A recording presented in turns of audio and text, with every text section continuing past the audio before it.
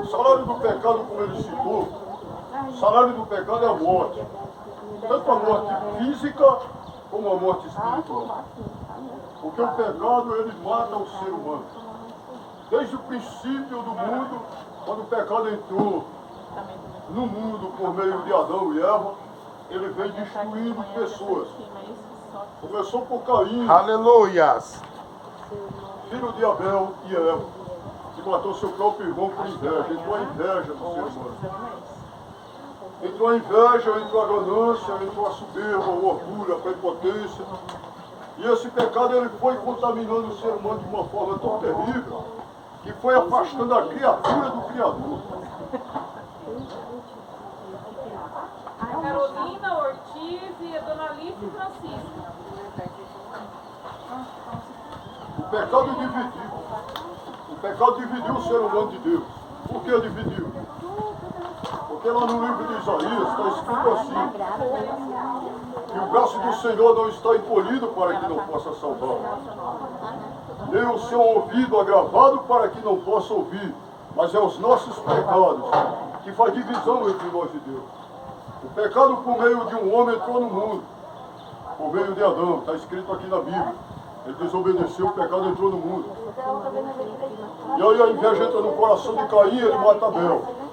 Aí vai entrando no coração de muitos seres humanos e eles vão cada dia ficando mais ruins.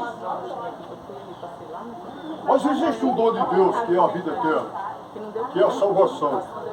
Deus, de todas as formas, ele tentou reconciliar a criatura com ele, o Criador. Ele levantou resgatadores como Moisés, profetas como Jeremias, Ezequiel, Isaías, Amós.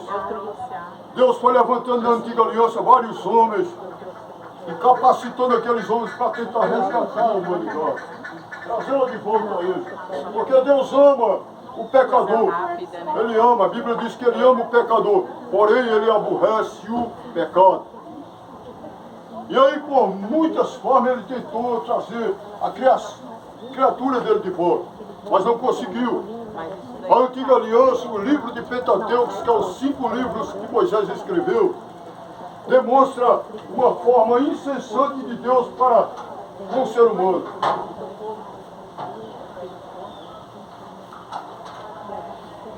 Mas o ser humano tão rebelde nunca quis nada com Deus. Poucos quiseram obedecer a Deus. E por fim Deus, na última missão, eu creio que doeu no coração dele, ele enviou o seu próprio filho. Agora imagine sacrificar o seu unigênito. Você ama seu filho que está aí dentro. Você ama. E você quer o melhor para ele. Porque o próprio Senhor Jesus, ele falou, se o teu filho pedir pão, acaso darás uma pedra? E se ele pedir peixe, acaso darás uma serpente? Se vós sendo maus sabeis dar boas coisas a vossos filhos, quanto mais nosso Pai que está no céu nos dará coisas boas. Quer dizer, o ser humano comparado com Deus, ele é mau, mas ele quer dar boa coisa aos filhos. Assim é Deus, como o pastor acabou de citar aqui. Aleluia. Deus quer dar boas coisas aos filhos, mas os filhos rebeldes não querem, desprezam as coisas de Deus. Deus manda o seu único filho. A Bíblia diz no livro de João, capítulo 3, versículo 16, porque Deus amou o mundo de tal maneira, ele deu o seu filho unigênito. Unigênito quer dizer único. Seria bom que você ouvisse essa palavra, porque dela depende a salvação da sua alma. Talvez você despreze hoje a palavra de Deus, mas amanhã você vai prestar conta por isso, porque ela própria julgará você. Sabe o que aconteceu? Jesus desce, é gerado no ventre de uma mulher pobrezinha, cresce e começa o ministério dele pregando, arrependei-vos, porque é chegado o reino dos céus, expulsando demônios, curando enfermos, ressuscitando mortos. E ele exercita ali o ministério de 3 anos, fazendo maravilhas. E o povo, muita gente se arrependeu, aceitou, ele escolheu discípulos, deu a ordem também, e os discípulos foram e pregaram por todas aquelas terras, e hoje nós temos esse evangelho por conta deles, que deram a vida por amor do evangelho. E hoje nós pregamos esse evangelho do reino, porque a Bíblia se cumpriu. Tudo que Jesus falou está cumprido aqui. É tempo de nós nos preocuparmos e dizermos, eu preciso desse caminho que vai me conduzir a Deus novamente. Esse caminho é Jesus. É o único nome dado entre os homens pelo qual nós podemos ser salvos. Nós temos que ter Cristo no centro de tudo na nossa vida. Aleluia! Porque ela é o centro espiritual da salvação do ser humano, da libertação do ser humano, da cura, da transformação de caráter. É só Jesus. A Bíblia diz que ele desceu para desfazer todas as obras do maligno e para libertar o ser humano do seu pecado. Porque só Jesus tem o poder de perdoar o pecado que conduz à morte, como falou o pastor Nilo.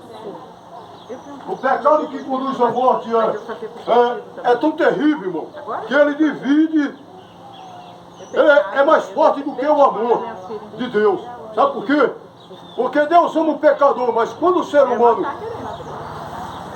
comete muitos pecados, ele está separado de Deus. Olha só, que o poder do pecado é tão forte. Aleluia! Ele divide, está aqui na Bíblia. E o braço do Senhor não está encolhido, ele quer salvar todo mundo. O ouvido não está gravado para que não possa ouvir, mas os nossos pecados é quem faz divisão entre nós e Deus. Há um abismo. Então por isso, Seu Belamar e Dona Rosineide Garcia. é por isso, irmão, que nós precisamos de Jesus, porque só Ele é o Cordeiro de Deus que tira o pecado do mundo. Só Ele perdoa o pecado. Só Ele liberta o homem. Só Ele transforma um homem mau num homem bom. Só Ele transforma um pecador num santo. Só Ele modifica o caráter humano e arranca o coração de pedra e coloca um coração quebrantado por Cristo. Ele pode transformar a vida de qualquer um, como Ele transformou de Maria Madalena a prostituta. Como Ele transformou de um cobrador de impostos chamado Zaqueu. Como Ele transformou a vida de um endemoniado lá em Gadara, que vivia numa possesso de uma legião de demônios. Ele transformou em um missionário. Ele pode transformar a minha e a sua vida. Mas nós temos que entender, não só no âmbito material, não só no âmbito material, ele pode transformar o material, mas principalmente espiritualmente. Você tem que abrir o coração para Jesus. Apocalipse 3:20 está escrito assim, Jesus dizendo, eis que estou à porta e bato. Se alguém ouvir a minha voz e abrir a porta, eu entrarei em sua casa, cearei com ele e ele comigo. Ele quer entrar em você, no seu corpo, porque o seu corpo é templo e morada do Espírito Santo. É verdade. Mas você tem que abrir a porta. Abra a porta para Jesus nessa manhã.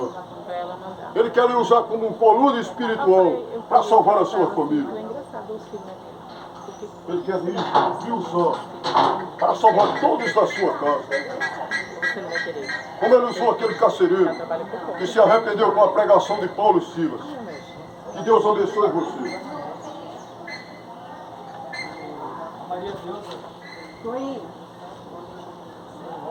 Seja um discípulo de Jesus.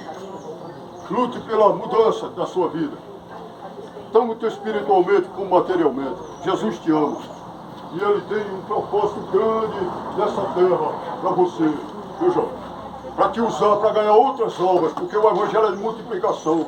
Hoje nós pregamos aqui, amanhã vai ter outros pregadores, outros discípulos. Assim como foi a igreja primitiva, nós somos apenas mensageiros do céu. Então que você receba essa mensagem e seja moldada no Espírito Santo por meio de Jesus Cristo. Amém? Amém. Que Deus abençoe. Vamos passar para o pastor fazer as orações finais em nome de Jesus. Amém. Amém. Vamos orar. Amém. Vamos apresentar os irmãos.